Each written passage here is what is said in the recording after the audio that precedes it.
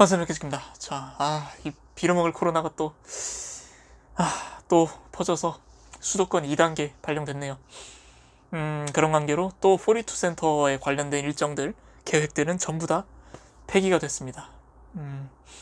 42 관련 일정이 전부 용지물이 되니까 좀 착잡한데 어쩔 수 없죠. 뭐. 코로나 조심하는 게 더 1순위죠. 백신 나올 때까지는 일단은. 아무튼 그래서 계획 세웠던 것들이 좀 많이 틀어졌고 저번 주에 인상 깊었던 게 있었습니다. 뭐냐? 강점 테스트. 이게 뭐냐면은, 강점 테스트는 이제 한국에서 부르는 말이고, 원래는 클리프톤 스트렝스라고 해요. 이게 MBTI 이런 거 다들 아시죠? MBTI 같은 경우는 좀 약식이잖아요. 약식이고 맥락적인 걸 보고 그냥 카테고라이제이션을 위한 그런 툴이다 보니까 약간 16가지라는 범주 내에서만 좀 퉁치는 그런 경향이 있습니다. 그래서 제가 예를 들어 INTP라고 떴지만 INTP 중에서도 이건 좀 아닌데 싶은 것들이 꽤 많이 있어요. 아니 사실 저는 거의 다 맞아요.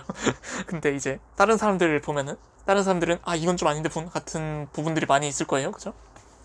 근데 MBTI나 애니어그램이나 그런 것들은 범주화를 하기 때문에 그런 것들이 참 좀 신뢰성을 떨어뜨리거든요. 물론 신뢰성이 없는 건 아닌데 그래서 아무튼 참조 정도로만 되는 정도인데 클리프톤 스트렝스 강점 테스트는 그냥 맥락이 정말 디테일하게 봐요. 정말 디테일하게 보고 강점을 확실하게 인지할 수 있게 해줍니다. 그러니까 이건 유료 툴이에요. 유료 툴이긴 한데 한 번은 시험 보는데 25,000원인가 들 거예요. 더 드나? 모르겠는데 아무튼 이게 뭐냐면은 사람의 강점을 나눠본 거예요. 몇 개로 나눴냐? 34가지로 34가지로 나눠서 나의 강점이 뭔지를 파악해보는 거죠. 그래서 그 강점을 파악했을 때 다른 강점이 아닌 것들, 물론 다른 것들도 다 조금씩은 있을 거예요. 하지만 특별히 강한 점이 아닌 그런 팩터, 그런 요소들은 좀 조금 뒤로 미루고 나의 강점에 집중하자. 그런 취지로 하는 툴이거든요. 그런 취지를 가진 툴이거든요. 그래서 정말 저는 그게 정말 맞다고 보는 게 요즘 사회에 필요한 인재는 스페셜리스트예요. 스페셜리스트는 자기 강점을 활용한 데서 나옵니다. 그렇기 때문에 저는 제 평소에 가지고 있던 사고방식과 정말 맞는 그런 테스트를 한 것 같고 그리고 결과도 정말 디테일하게 저에 딱 맞게 나왔어요. 그래서 하나하나 읽으면서 정말 아닌데 싶은 글자가 하나도 없을 정도로 전 이제 약간 그렇게 나왔어요. 저는 이제 사람마다 다를 수 있겠죠. 근데 아무튼 저는 어떻게 떴냐면은 34가지 중에서 1, 2, 3, 4, 5위가 1위 지적사고, 2위가 미래지향, 3위 수집, 4위가 뭐였더라? 발상, 아이디에이션, 떠올리는 거, 아이디어. 그리고 5위가 배움, 이렇게 떴는데,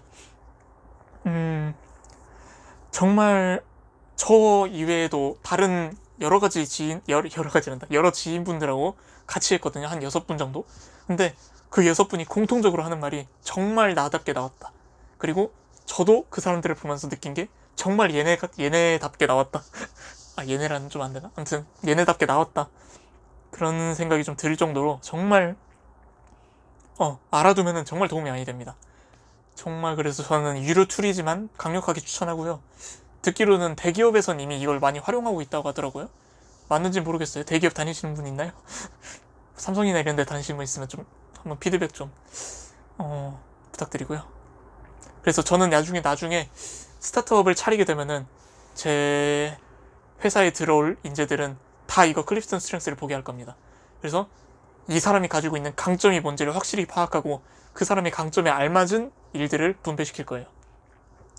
그런 툴로 활용하는 게 정말 좋은 것 같고 저 같은 경우는 이번에 떴던 5가지가 전략적 사고라는 틀에서 다 나왔어요. 그러니까 4개의 틀이 있는데 실행력, 영향력, 전략적 사고, 그리고 사회적 관계 이렇게 4가지 툴이 있는데 4가지 카테고라이제이션이 돼 있는데 그 중에서 전 전략적 사고에 몰빵이 돼 있고 그러다 보니까 실행력, 영향력, 사회적 관계는 약간 뒤처질 수가 있는 거죠. 남들에 비해서. 근데 정말로 맞는 게 저는 실행력 파트에서 저는 실행력만 봐도 딱 느낌이 오시잖아요. 저는 아이디어 정말 많고 막 생각 많은데 실행을 곧잘 하지 못하는 스타일이에요. 그러니까 저는 제가 직접 만들어 나가고 구현해 나가는 것보다 제 아이디어를 다른 사람들한테 공표하고 그 사람들이 만들어 나가게끔 독려하는 그런 역할이 좀 어울린다고 할 수 있겠죠. 어떻게 보면 개발자가 아니라 기획자가 어울릴 수 있는 건데, 프로젝트 매니저나. 그래도 전 또 개발 자체도 좋아하기 때문에 실행력 파트가 좀 낮긴 하지만 예, 최대한 좀 동료의 힘을 빌려서, 저 혼자가 아니니까요, 동료의 힘을 빌려서 같이 으쌰으쌰 하면서 좀 만들어 나가는 그런 식으로 하면 좋겠다 생각이 들었고, 정말 자기 자신을 파악하는 게 이렇게 정말 중요한 것 같습니다. 자기 자신을 확실히 파악하면은 자기 자신의 약점까지도 확실히 파악할 수 있거든요. 그러면은 약점이 있는 어떤 일을 할당받았을 때 나는 이런 거 좀 힘들어 한다라고 당당하게 말할 수 있는 그런 게 돼야 되는 것 같습니다. 그리고 내가 이건 잘하니까 이건 나한테 맡겨라, 이런 것도 할 수 있어야 되겠죠.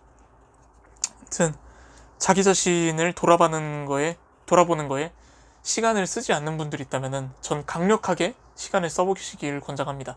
자기 스스로에 대한 일기를 써보든지 자기 관찰을 해보든지 그런 것들은 정말 중요한 것 같아요. 물론 계기가 있어야겠죠. 누구나 다 쓰면은 다 발전하겠죠. 아무튼 그렇습니다.